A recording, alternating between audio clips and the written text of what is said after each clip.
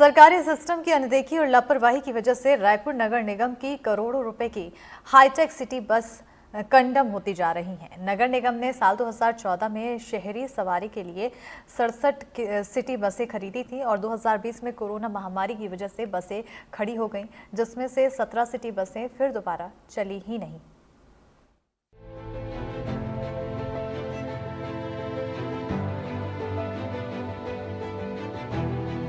आपके टैक्स के पैसों के करोड़ों रुपए कबाड़ में चले गए।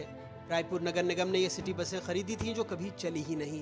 किसी का कांच फूट गया तो किसी के टायर फट गए, किसी बस में कुर्सियां चोरी हो गईं।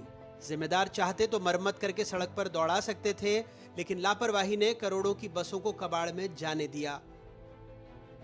ये तस्वीरें देखिए कि ये बस रायपुर शहर में दौड़ती थी और रायपुर शहरी सार्वजनिक यातायात सोसाइटी के द्वारा इसे संचालित किया जाता था। और स्थिति अब यह है कि करीब 17 से 18 बसें यहाँ पे कबाड़ हो गई हैं।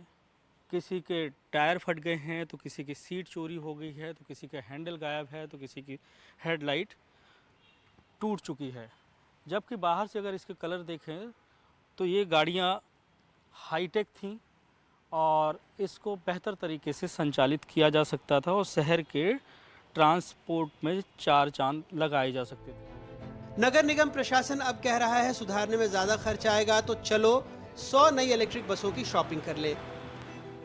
इन सब की जिम्मेदारी शहर के प्रथम नागरिक महापौर की बनती है और जल्द से जल्द उन बसों को भी चलाना चाहिए। दाल में कुछ ना कुछ तो काला है। जो बाकी बसें हैं वो कितनी कंडम है और क्यों उसे नहीं बनवाया गया, ये सब सोचनीय प्रश्न है। 100 इलेक्ट्रॉनिक बसेस बाहर दिल्ली से आने वाली है मंत्रालय से, और 10 बसों का टेंडर हो चुका है। मगर मुझे इस बात का समझ नहीं आता कि 10 टेंडरों का बस अभी तक क्यों खोला नहीं जा रहा है। बार बार इसका जिक्र होता है कि टेंडर इसमें खोल दिए हैं, कोई L1 भी आ चुका है, मगर अभी तक के उस बसों का टेंडर क्यों नहीं खोला जा रहा है मेरे को समझ से परे है। और क्योंकि अगर ये 10 बस चल गई और 100 जो इलेक्ट्रॉनिक बसेस की हम बात कर रहे हैं, अगर वो चल गई तो मुझे लगता है कि बाकी जो बसेस हैं वो बसों में खर्चा बहुत है। नगर निगम ने 67 AC बसें 2014 में खरीदी थीं। 40 लाख रुपए में एक बस खरीदी गई, जिसमें से 17 बसें कबाड़ हो गईं। यानी जनता के 6 करोड़ 80 लाख रुपए कबाड़ में चले गए।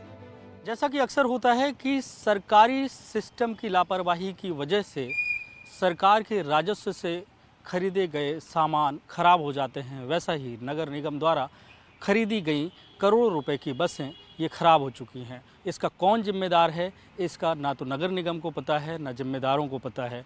लेकिन ये तो तय है कि अगर ये सड़कों पर दौड़ रही होती तो राजधानी रायपुर की जो ट्रैफिक व्यवस्था है वो काफ़ी बेहतर होती और लोगों की जेब जो ढीली होती है पेट्रोल और डीजल में, और सार्वजनिक बसें अगर बेहतर चल रही होती तो उन्हें सस्ते में आवागमन भी उपलब्ध होता। कैमरा पर्सन प्रवीण साहू के साथ जुल्फिकार अली, NDTV।